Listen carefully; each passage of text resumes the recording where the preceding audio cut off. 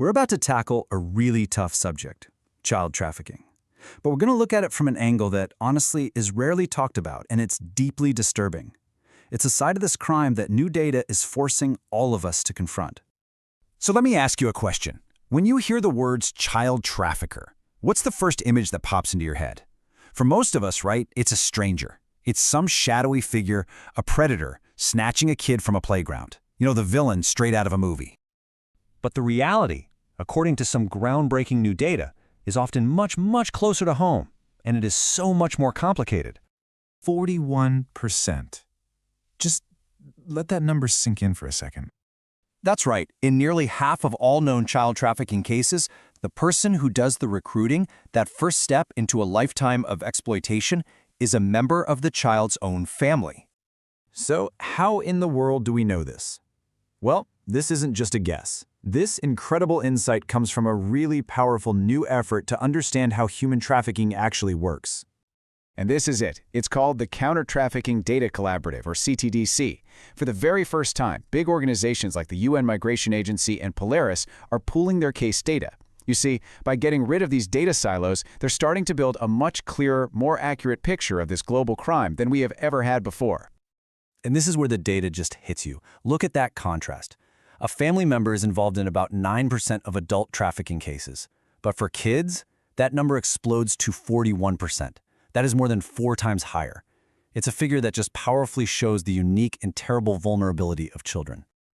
So, okay, what do these cases actually look like? Because the data doesn't just tell us who is involved, it gives us a really detailed profile of the exploitation itself. And, well, it pretty much shatters some common assumptions. What's really striking is the type of exploitation we're talking about.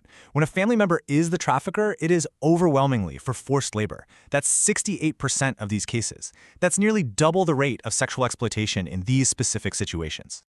And what does that forced labor even mean?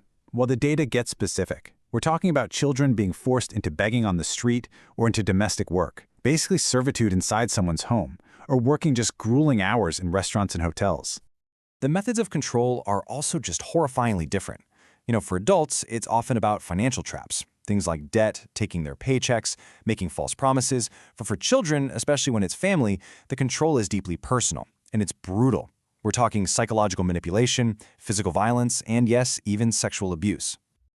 I know these numbers can feel overwhelming, so let's move away from the statistics for a moment and look at a real story. Let's put a human face on this. This is the story of a boy named Carlos. Carlos was just 16 years old.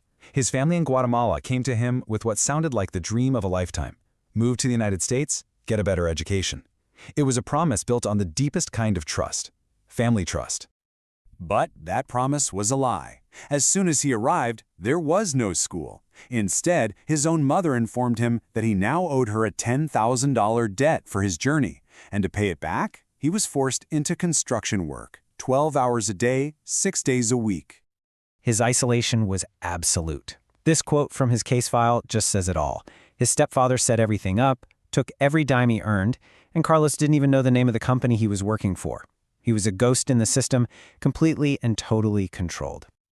One day, Carlos finally had enough. He refused to go to work, and his family's response? They abandoned him, just left him homeless on the street. Thankfully, he managed to find a lifeline through the National Human Trafficking Hotline, and that's when his case finally got the attention it deserved. A story like that, it just leaves you with this one agonizing question. Why? I mean, why would a family do this to their own child? The answer, as the data suggests, isn't always simple. It actually exists along a spectrum.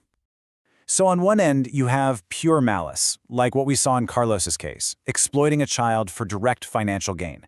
But then, on the complete other end, you have sheer desperation.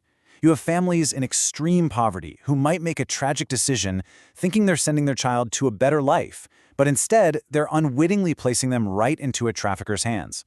And somewhere in the middle, there's this murky gray area of complicity. And that right there brings us all the way back to the beginning.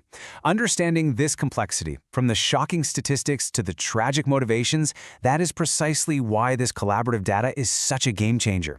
It's about moving from just being horrified by the problem to actually being effective against it. You see, for decades, the fundamental problem was this. Every single organization fighting trafficking only had one tiny piece of the puzzle. Their data was siloed. And this fragmented knowledge meant that our strategies to fight it were just as fragmented, and way too often they just didn't work. But by putting all that data together, we can finally see the whole board. We can stop looking at just individual cases and start identifying global trends and trafficking networks. It allows us to pinpoint the specific vulnerabilities that traffickers exploit, like family trust, and then build smart, strategic interventions to disrupt and hopefully dismantle their entire operations. Which of course leaves us with this final, incredibly challenging question. Our whole society is built on the idea that family is a safe haven, a sanctuary. But if this data is showing us that for so many children, the greatest danger actually comes from inside that circle of trust, then how do we even begin to protect the most vulnerable among us?